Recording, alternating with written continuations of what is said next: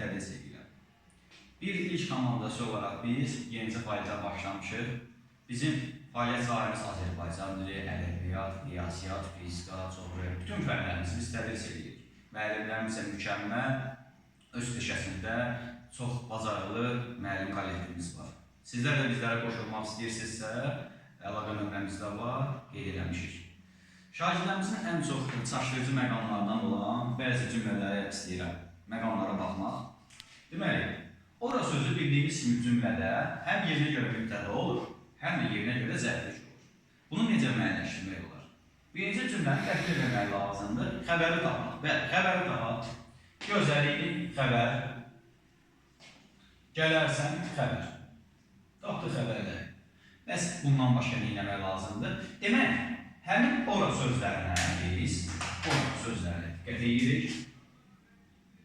Əgər biz ora sözünə ya-yə artıra biliriksə, ya-yə artıra biliriksə, bu olur zərflik.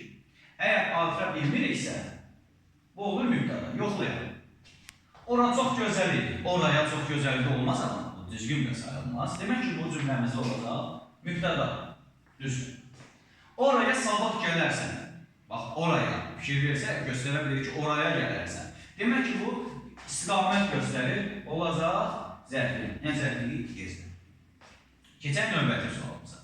Demək, qocaltmaq sözünə baxırıq. Qocaltmaq sözü ilkin baxışda şagirdimiz deyir ki, sifətdən yaranır. Amma gəlin də dərinliklərinə gedək. Qoca sözün kökü, sifət, razı. İnşallah sifət. Sifətdən nə yaradır? Qocal feili yaradır. Feil yaranır. Qocal feilindən yaranır. Qocalt feili yaranır. Bandakı qrammatikdir, bu xüsusiyyəti yoxdur. Deməli, indi baxsaq görək. Qocalt feili qocadan yaranır, yoxsa qocalmaqdan? Bəli, burada fikir versək, qocalmaq feilindən yaranacaq. Demək ki, bu söz feildən yaranan feilmiş. Blok imtahanında bu yaxında çox düşmüşdür özü testlərimiz. Diqqətli olmaq lazım. Bütün məqamları izah edəcək. Ən sadə üsullardır. Keçək bu tərəfə baxaq. Burada da qeyd elədiyimiz 4 sözümüz var. Asan görünsə də şagirdlərimizdə çox səhvlər olur. Çünki diqqət lazımdır burada. Deməli, millət, millətlər, insanlar, insan. Bu sözlərdən hansılar cəmdədir? Baxaq. İlkin baxışa şagird deyir ki, ay müəllim, millət sözü cəmdədir. Amma biz yadda saxlamalıyıq ki, əgər sözdə larlər şəkilçisi yoxdursa, o cəmdə ola bilməz. Larlər şəkilçisi cəm şəkilçisi. Millət sözü demək ki, neydeymiş? Təşkil, razıyam, toplu isimdir. Ağlımıza gələcək millət, çoxlu adam var burada, kütlə var.